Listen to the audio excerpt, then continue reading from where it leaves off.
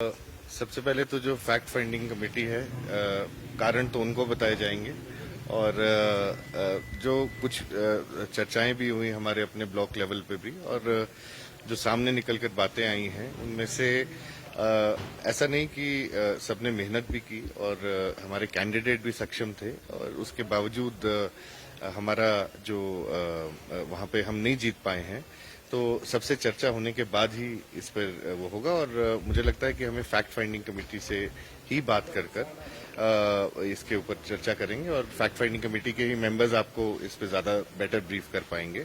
ज्यादा मुझे ऐसा लगता है कि जो हमारे एक थोड़ा सा टिकट देने में भी हमें देरी जो हुई है, उसका एक मैं समझता हूं कि एक वो बहुत बड़ा कारण रहा। और बाकी जिस तरह का प्रचार भाजपा के लोग पहले से करते आए हैं, आपने देखा ही है कि हर एक चुनाव में धनबल का जिस तरह से प्रयोग होता है, वो भी एक बहुत बड़ा इशू रहा है। हमारे ऊपर वो जरूर ब्लेम करते हैं कि सरकारी मशीनरी का दुरुपयोग, लेकिन मैं आपको बताना चाहूंगा और बहुत जिम्मेदारी से बताना चाहूंगा कि किसी तरह की भी सरकारी मशीनरी का दुरुपयोग कांग्रेस पार्टी ना पहले किया है और ना आगे करेगी।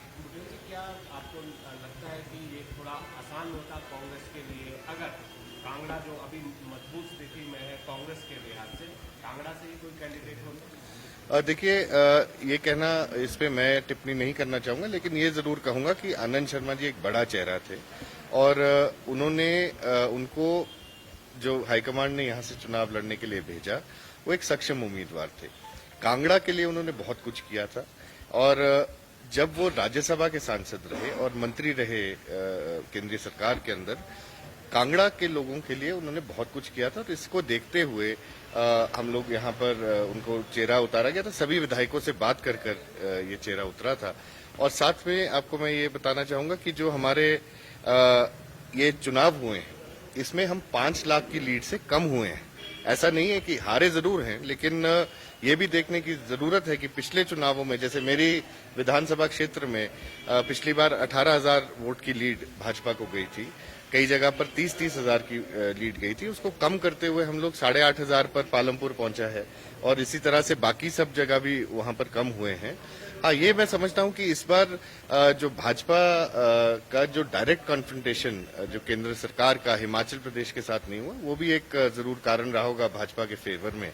लेकिन जहां जहां पर ये एक साइकिल है और ये टूटने जा रहा है, भाजपा का जो एक केंद्रीय चुनावों के अंदर जब हमेशा से बढ़त उनको बहुत ज्यादा मिलती रही है, उसको हम कर रहे हैं। अगली बार डेफिनेटली कांग्रेस पार्टी का वहां पे उम्मीदवार। राम मंदिर कितना बड़ा इशू रहा बीजेपी के विन के लिए कांग्रेस? देखिए, राम मंदिर, मैं समझता हूं कि राम मंदिर को उन्होंने भुनाया है और पॉलिटिकली उसको यूज करते हुए भाजपा के लोगों ने उसको इस्तेमाल किया है।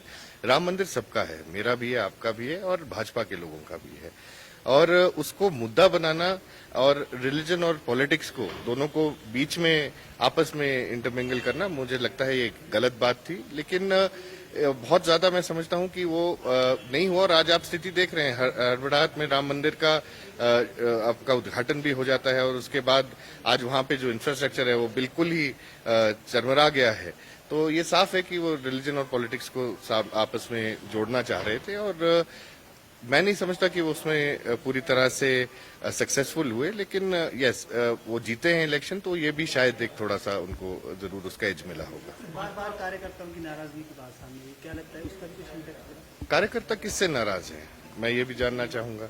हर एक विधानसभा हलके में, जैसे मैं पालमपुर का विधायक हूं, अगर मुझसे कोई नाराज है तो आनंद शर्मा जी से तो नाराजगी का कोई मतलब ही नहीं बनता था। कार्यकर्ता जो है वो कांग्रेस पार्टी का अगर कोई कार्यकर्ता है, वो कांग्रेस के लिए उन्होंने डट के काम किया है।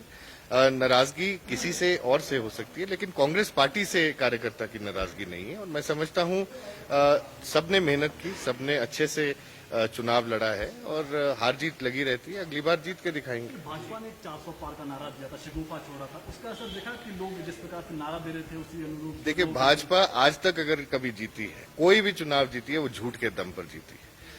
एक हवा बनाने की बात की गई, 400 पार आज आपके सामने है स्थिति की 400 पार तो दूर, मुझे लगता है कि बहुत कम सीटें जो उन्होंने सोची थी वो उनको आई हैं। लेकिन मुझे ये खुशी है कि पूरे भारतवर्ष में एक बार गैर भाजपा की जो सरकार है, और खासकर कांग्रेस पार्टी का उत्थान हुआ है फिर से। और जैसा मैंने कहा, अगली सरकार कांग्रेस पार्टी की बनेगी। अगली सरकार में हमारे कांगड़ा चंबा लोकसभा क्षेत्र से भी उम्मीदवार कांग्रेस पार्टी के जीतेंगे।